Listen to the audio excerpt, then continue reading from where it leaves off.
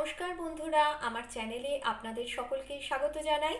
আজকে আমি আপনাদেরকে সয়াবিন বাটা বা ভর্তা বানিয়ে দেখাবো। আমি নিয়েছি এখানে 50 গ্রাম মতন সয়াবিনটাকে আমি 3-4 ঘন্টা জলে ভিজিয়ে রেখেছিলাম। আর জলটা, সয়াবিনের মধ্যে যে জলটা থাকে সেটাকে একদম ভালো করে নিংড়ে নিয়ে বার করে রেখে দিয়েছি। এখানে নিয়েছি 50 গ্রাম সয়াবিনের জন্য 14 কোয়া রসুন, 6টা কাঁচা লঙ্কা এবং নিয়েছি একটা বড় এবং একটা মিডিয়াম সাইজের পেঁয়াজগুলোকে আমি ছোট ছোট কুচি করে কেটে নেব। বন্ধুরা, তাহলে চলুন আমি শুরু করছি আজকের রেসিপি। রান্নার শুরুতে প্রথমেই মিক্সার গ্রাইন্ডারের মধ্যে দিয়ে দেবো সয়াবিনগুলো মিক্সিতে দিয়ে দেওয়ার পরে দিয়ে দিচ্ছি রসুন এবং গোটা কাঁচা লঙ্কা। সামান্য পরিমাণে জল মিক্সিতে দিয়ে দিয়েছি। এবার ভালো করে মিক্সার গ্রাইন্ডারটা ঘুরিয়ে পেস্ট করে নেব। সয়াবিন, রসুন এবং কাঁচা লঙ্কা একসঙ্গে পেস্ট করে নেওয়ার পর এইবার আমি ফ্রাইং প্যানে দিয়ে দেব পরিমাণ মতন সরষের তেল। ফ্রাইং প্যানের মধ্যে দিয়ে দিলাম পরিমাণ মতন সরষের তেল।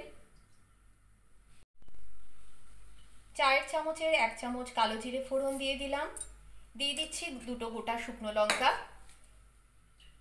এবং দিয়ে দিচ্ছি কাশ্মীরি রেড চিলি পাউডার একদম ছোট চামচে 1.5 চামচ।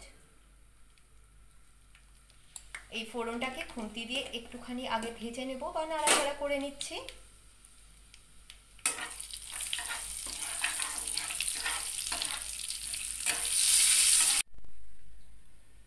কালো জিরে এবং শুকনো লঙ্কার থেকে হালকা একটা স্মেল আসার পরে আমি দিয়ে দিচ্ছি কুচিয়ে রাখা পেঁয়াজ।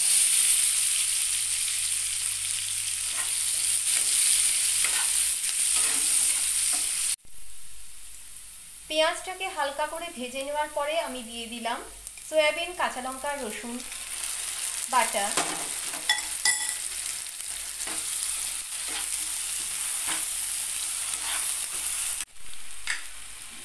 গ্যাসের ফ্লেমটাকে লোতে রেখে আমি দিয়ে দিলাম স্বাদ অনুযায়ী নুন। জিরে গুঁড়ো আমি কিন্তু দিয়েছি খুবই সামান্য পরিমাণে। দিয়ে দিচ্ছি 1 চামচ হলুদ।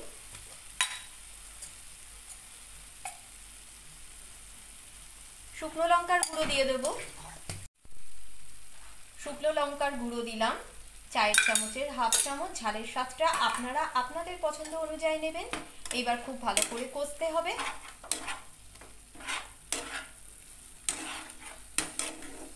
গ্যাসের ফ্লেমটাকে আমি ফুল করে দিয়েছি।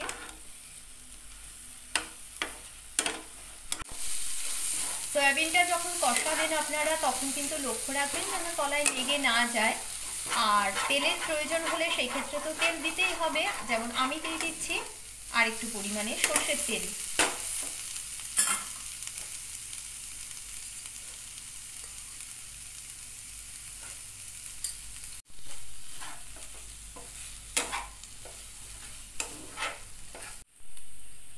স্বাদের জন্য চিনি দিয়ে দিলাম চায়ের চামচের 1 চামচ। চিনিটা অপশনাল, আপনারা চাইলে নাও দিতে পারেন। সয়াবিনটার মধ্যে এখনো একটু জল ভাব আছে।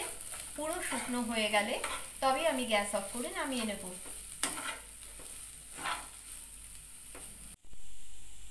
সয়াবিন বাটা বা ভর্তা একদম তৈরি হয়ে গেছে। আমি গ্যাস অফ করে নামিয়ে নিচ্ছি। শেষ করার আগে আর একবার আপনাদেরকে বলি, আমি জিরে গুঁড়োটা দিয়েছিলাম, আপনাদেরকে তো দেখানো হয়নি। আমি জিরে গুঁড়ো কিন্তু দিয়েছিলাম চায়ের চামচের 1/2 চামচ মতন। গ্যাস অফ করে নামিয়ে নিচ্ছি। বন্ধুরা, আজকের এই সয়াবিন ভর্তার রেসিপিটি যদি আপনাদের ভালো লাগে তাহলে অতি অবশ্যই আপনারা আমার চ্যানেলটিকে সাবস্ক্রাইব করবেন। আমার চ্যানেলের সম্পূর্ণ নাম আপনারা তো জানেনই, অন্নপূর্ণার হেসেল #মৃণালিনী।